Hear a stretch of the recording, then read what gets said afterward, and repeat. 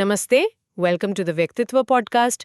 आज हम बात करने वाले हैं निकोलो मैकियावेली के बारे में। हाँ, मैकियावेली एक ऐसा नाम जो सुनते ही जहन में अक्सर पावर, पॉलिटिक्स, थोड़ी चालाकी, नेगेटिविटी ऐसी चीजें आती हैं। बिल्कुल, मैकियावेलियन होना तो जैसे एक तरह से गाली जैसा बन गया है। सही बात है।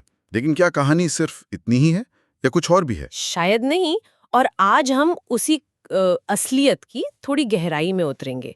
ये निकोलो मैकियावेली आखिर थे कौन?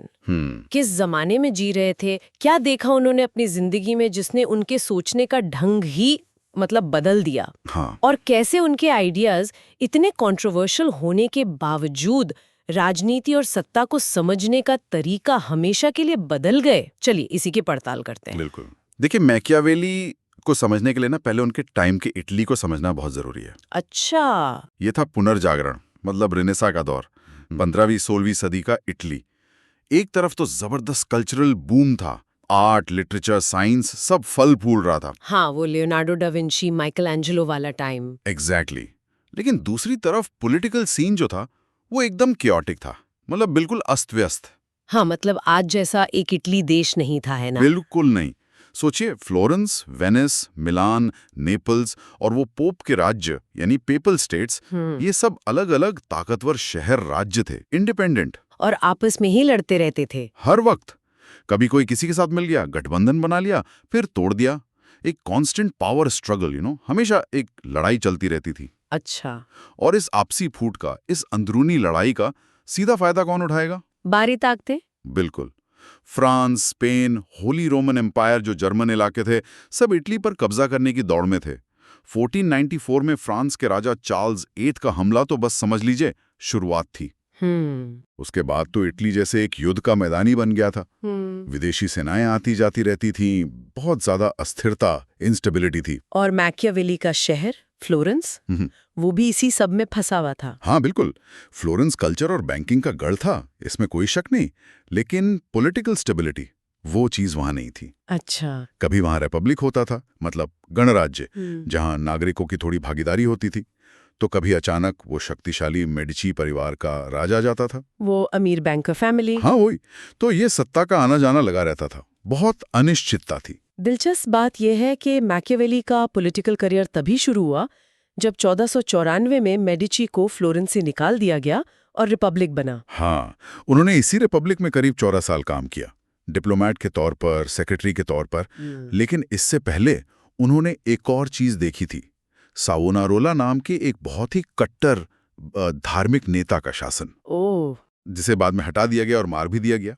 तो कहने का मतलब है, मैकियावेली ने अपनी आंखों से ये राजनीतिक उथल-पुथल, युद्ध, अस्थिरता सब कुछ बहुत करीब से देखा था। तो ये सब देखकर उस वक्त की जो सोच थी कि एक शासक को अच्छा होना चाहिए, नैतिक होना चाहिए, न्यायप्रिय होना चाहिए, बिल्कुल, मैकियावेली के दिमाग में सवाल उठने लगे होंगे, क्योंकि असल दुनिया में तो शायद कुछ और ही चल रहा था, है ना? बिल्कुल सही। उस टाइम पॉलिटिकल सोच पर धर्म और पारंपरिक नैतिकता का बहुत ज्यादा असर था। दार्शनिक लोग आदर्श राज्यों की बातें करते थे, अच्छी सरकार कैसी हो, न्याय क्या है, ईश्वर की इच्छा क्या है, वगैरह। हाँ। लेकिन मैकियावेली ने अपनी आंखों से क्या देखा? उन्होंने देखा कि सिजारे बोर्जिया जैसे क्रूर, बेरहम शासक सफल हो रहे हैं, और जो नैतिक रास्ते पर चलने की कोशिश कर रहे हैं वो हार रहे हैं। इटली कमजोर पड़ रहा है। तो उन्हें लगा होगा कि ये आदर्शवादी बातें प्रैक्टिकल नहीं है। एग्जैक्टली।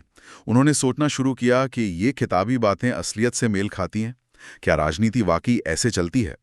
यहीं से उनके पॉलिटिकल रियलिज्म यानी राजनीतिक यथार्थवाद की नींव पड़ी। मतलब राजनीति को वैसे देखो जैसी वो है, न कि जैसी वो होनी चाहिए। हाँ, यही उनका कोर आइडिया था। तो आइए थोड़ा उनकी जिंदगी की कहानी पर और गौर करते हैं।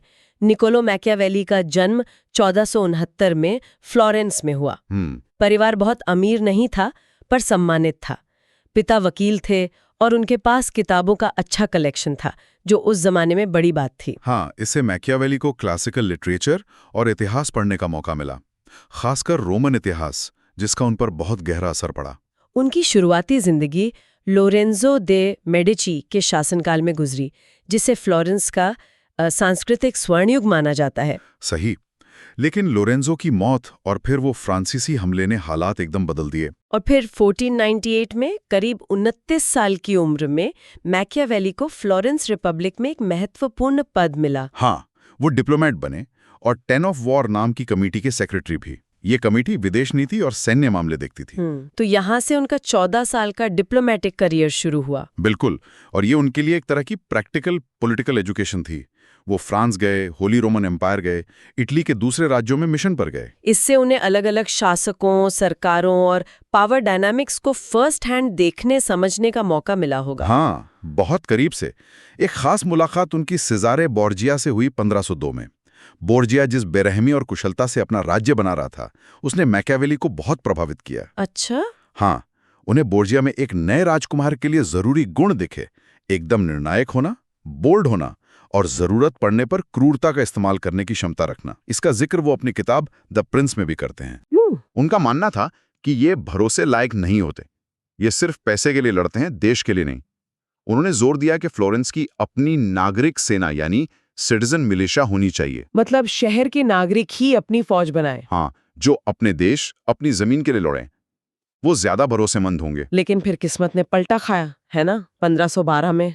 हाँ, 1512 में स्पेनिश सेना ने फ्लोरेंस की मिलिशिया को हरा दिया, रिपब्लिक खत्म हो गया और मेडिची परिवार वापस सत्ता में आ गया। और मैकियावेली, जो रिपब्लिक के वफादार थे, उन्हें फौरन नौकरी से निकाल दिया गया। उनका पॉलिटिकल करियर अचानक रुक गया। और मुश्किलें यहीं खत्म नहीं हुई। नहीं, अगले ही साल 1513 में उन पर मेडिची के खिलाफ साजिश रचने का झूठा आरोप लगा दिया गया। ओहो। उन्हें गिरफ्तार किया गया, जेल में डाला गया और यहां तक कि टॉर्चर भी किया गया, यातनाएं दी गई। बाप रे। हाँ, हालांकि बाद में एक जनरल एमनेस्टी में वो रिहा हो गए, पर उनका राजनीतिक करियर तो समझिए एक तरह से खत्म ही हो चुका था। ये तो बहुत बड़ा झटका रहा होगा उनके लिए। बिल्कुल, ये उनकी जिंदगी का टर्निंग पॉइंट था। अब वो राजनीति से बाहर थे, अपने छोटे से फार्म पर एक तरह के निर्वासन, एग्जाइल में जी रहे थे। और यहीं से उनके जीवन का दूसरा अध्याय शुरू हुआ, एक लेखक के तौर पर। अच्छा, तो इसी दौर में उन्होंने लिखना शुरू किया? हाँ, उन्होंने अपने एक दोस्त विटोरी को एक बहुत मशहूर खत लिखा था। उसमें वो बताते हैं कि कैसे वो दिन में गांव वालों के साथ खेतीबाड़ी, छोटे मोटे काम करते हैं, लेकिन शाम को अपने स्टडी रूम में जाते हैं और पुराने जमाने के महान लेखकों की किताबें पढ़ते हैं, मानो वो उनसे बातचीत कर रहे हों। वाह। और इसी दौर में, इसी अकेलेपन में उन्होंने अपनी सबसे प्रसिद्ध रचनाएं लिखी, द प्रिंस 1513 और डिस्कोर्सेस ऑन मेवी, जो शायद 1513 के आसपास ही शुरू की थी। तो मतलब उनका राजनीतिक पतन ही उनके लेखक बनने का कारण बना। कितनी अजीब बात है ना? अगर वो राजनीति में सक्रिय रहते तो शायद ये किताबें कभी लिखी ही न जाती, जो आज इतनी प्रभावशाली हैं। सही बात है। उन्होंने द आर्ट ऑफ वॉर भी लिखी, जो उनके जीवन काल में प्रकाशित होने वाली अकेली बड़ी राजनीतिक किताब थी। बाकी सब द प्रिंस, डिस्कोर्सेस उनकी मौत के बाद छपी। और उनकी मृत्यु कब हुई? 1527 में। शायद उन्हें अंदाजा भी नहीं था कि उनके लिखे शब्द आने वाली सदियों में कितना बड़ा असर डालेंगे, कितने विवाद खड़े करेंगे। चलिए, अब उनके मुख्य विचारों पर आते हैं। आपने राजनीतिक यथार्थवाद यानी पॉलिटिकल रियलिज्म का जिक्र किया था। इसका मतलब क्या था उनके लिए? थोड़ा और विस्तार से बताएं। हाँ। देखिए, बेसिकली उनका कहना था कि हमें राजनीति को नैतिकता या धर्म के चश्मे से नहीं देखना चाहिए। वो सब अपनी जगह ठीक है, पर राजनीति को समझने के लिए हमें ये देखना होगा कि सत्ता असल में कैसे काम करती है, लोग असल में कैसे व्यवहार करते हैं, ना कि उन्हें कैसे व्यवहार करना चाहिए। इफेक्चुअल ट्रूथ की बात की थी उन्होंने, है ना? बिल्कुल, वेरिटा एफेक्टुआले, वो सच जो असरदार है, जो काम करता है, आदर्शों की बजाय असलियत पर फोकस। तो इंसानों के बारे में उनका नजरिया क्या था? क्या वो मानते थे कि इंसान मूल रूप से अच्छे होते हैं? नहीं, बिल्कुल नहीं। उनका इंसानी स्वभाव के बारे में नजरिया काफी निराशावादी, सिनिकल था। अच्छा। वो मानते थे कि इंसान आमतौर पर स्वार्थी होते हैं, एहसान फरामोश होते हैं, झूठे, धोखेबाज, डरपोक और लालची होते हैं। अरे हाँ, वो कहते हैं कि लोग प्यार से ज्यादा डर से काबू में आते हैं। इसलिए एक शासक को इस इंसानी हकीकत को ध्यान में रखकर ही शासन करना चाहिए। ये उम्मीद नहीं करनी चाहिए कि सब लोग अपने आप अच्छे बन जाएंगे। ये बहुत सुनने में आते हैं। हाँ, ये उनकी सोच के बिल्कुल केंद्र में है। देखिए, वर्च्यू, इसका सीधा अनुवाद वर्च्यू या नेकी करना थोड़ा मुश्किल है। हाँ, वो मतलब नहीं है शायद। नहीं, मैकियावेली के लिए वर्च्यू का मतलब है एक नेता की क्वालिटी, उसकी क्षमता। इसमें उसकी स्किल, ताकत, इच्छा शक्ति, दूरदर्शिता, हालात के हिसाब से ढलने की काबिलियत और जरूरत पड़ने पर निर्णायक एक्शन लेने की हिम्मत सब शामिल है। भले ही वो एक्शन पारंपरिक रूप से नैतिक ना हो। हाँ, वर्च्यू असरदार होने से जुड़ी चीज है, इफेक्टिवनेस से, पारंपरिक नैतिकता से हटकर भी हो सकती है। और फोर्टूना? फोर्टूना है भाग्य, किस्मत, चांस, वो चीजें जो हमारे कंट्रोल से बाहर हैं। जैसे अचानक कोई तूफान आ जाए, कोई महामारी फैल जाए, कोई दुश्मन अचानक हमला कर दे। मैकियावेली मानते थे कि शायद हमारी जिंदगी के आधे घटनाक्रम फोर्टूना के हाथ में होते हैं। और बाकी आधे हमारी विर्तु पर निर्भर करते हैं, हम उन्हें मैनेज कर सकते हैं। उन्होंने फोर्चूना की तुलना एक तेज बहती उफनती नदी से की। अच्छा। जब नदी में बाढ़ आती है तो आप उसे रोक नहीं सकते, लेकिन विर्तु वाला समझदार इंसान शांत समय में पहले से बांध बनाकर तैयारी करके उसके विनाशकारी असर को कम कर सकता है। तो विर्तु का मतलब है किस्मत की चुनौतियों का सामना करने और उन पर काबू पाने की काबिलियत। इसमें लचीलापन, फ्लेक्सिबिलिटी भी जरूरी होगी। बहुत ज्यादा जरूरी। मैकियावेली कहते हैं कि एक शासक को शेर की तरह ताकतवर होना चाहिए ताकि वो भेड़ियों को डरा सके, और लोमड़ी की तरह चालाक होना चाहिए ताकि वो फंदों को, पियाजेस को पहचान सके और उनसे बच सके। और उसे वक्त के हिसाब से अपना बर्ताव बदलना आना चाहिए। बिल्कुल, कभी बोल्ड होना, कभी सावधान। ये चीज पारंपरिक नैतिकता से बहुत अलग थी, जो हमेशा एक जैसा कंसिस्टेंट व्यवहार करने पर जोर देती थी। और यहीं से उनका सबसे ज्यादा विवादित विचार आता है, राजनीति और नैतिकता का अलगाव, सेपरेशन। क्या वो ये कह रहे थे कि शासकों को अनैतिक, इमोरल होना चाहिए? देखिए, सीधे तौर पर ऐसा नहीं। वो ये नहीं कह रहे थे कि ईमानदारी, दया, वफादारी बुरी चीजें, बिल्कुल नहीं। तो फिर?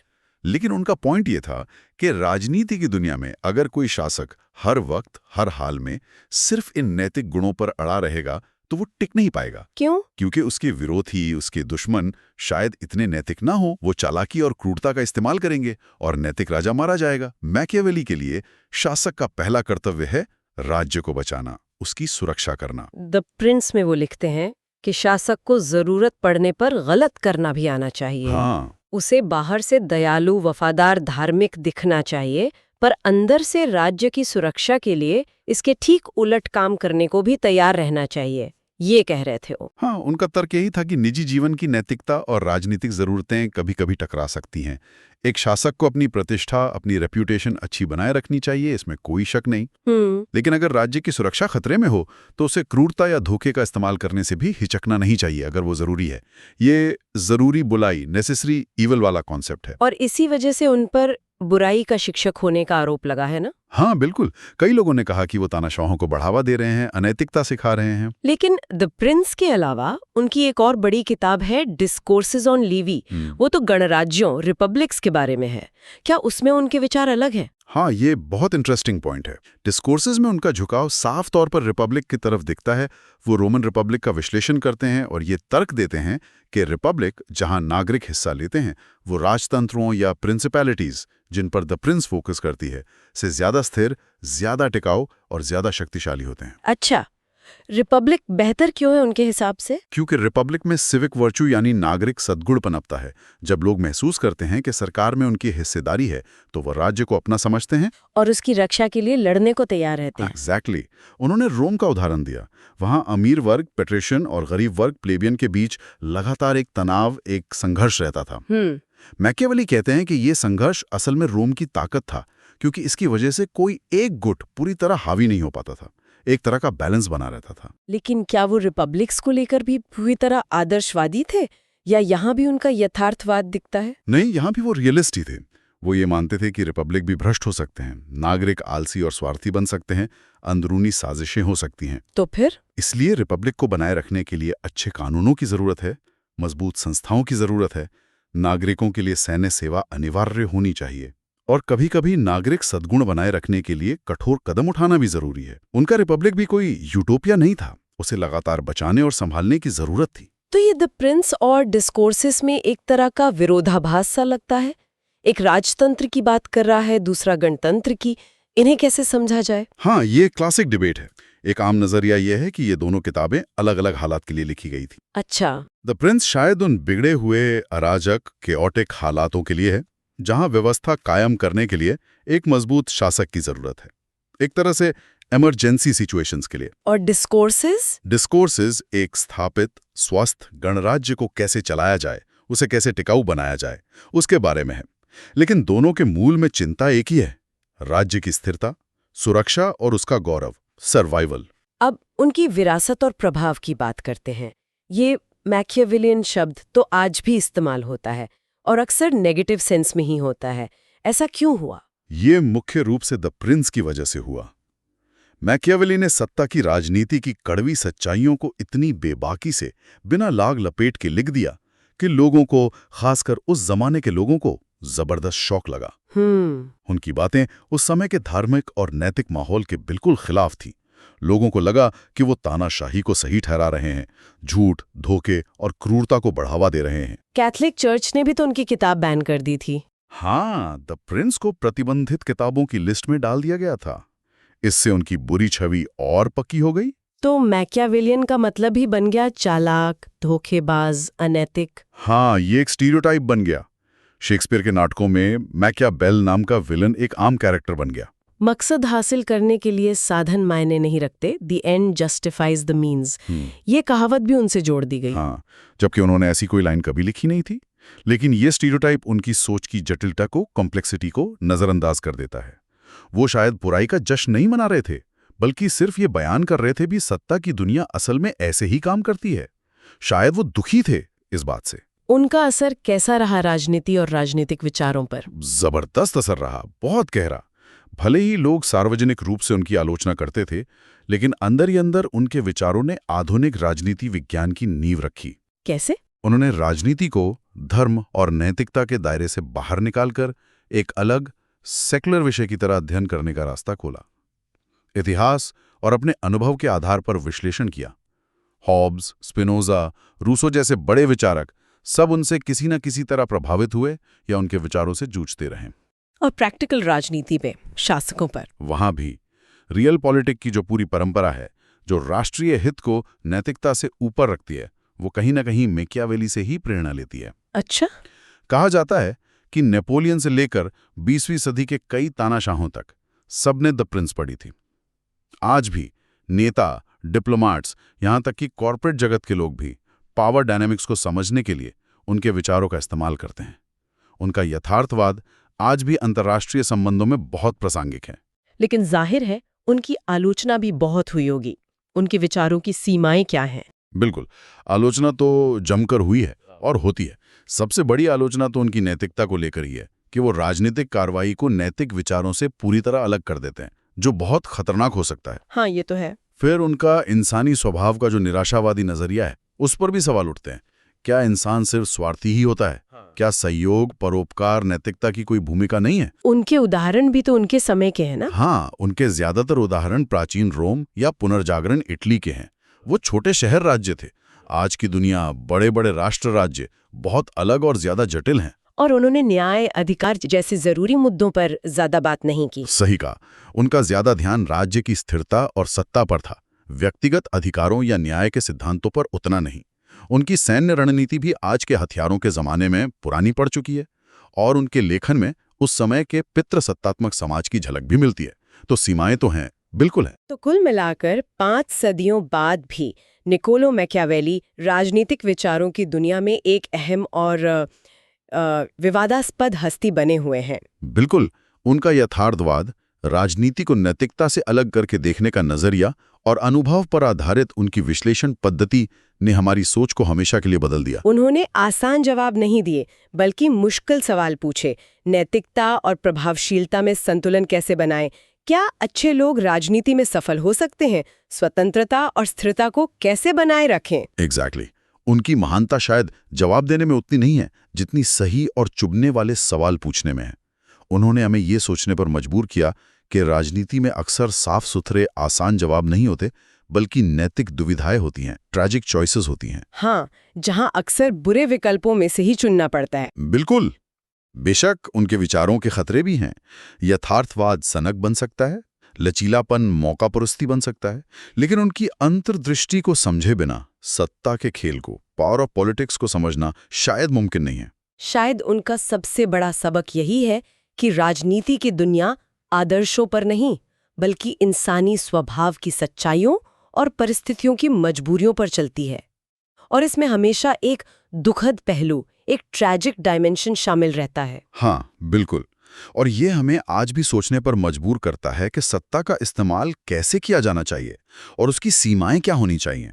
तो ये सवाल आज भी उतना ही प्रासंगिक है कि राज्य की भलाई के नाम पर क्या समझौते सही हैं और क्या नहीं। मैकियावेली को पढ़कर शायद कोई सीधा फॉर्मूला ना मिले, लेकिन राजनीति की जटिलताओं को, उसकी कड़वी सच्चाइयों को समझने का एक फ्रेमवर्क जरूर मिलता है। Okay, so we hope you liked our today's discussion. For more such discussions, subscribe to our channel, Vyaktitva, the Epic Tales. धन्यवाद।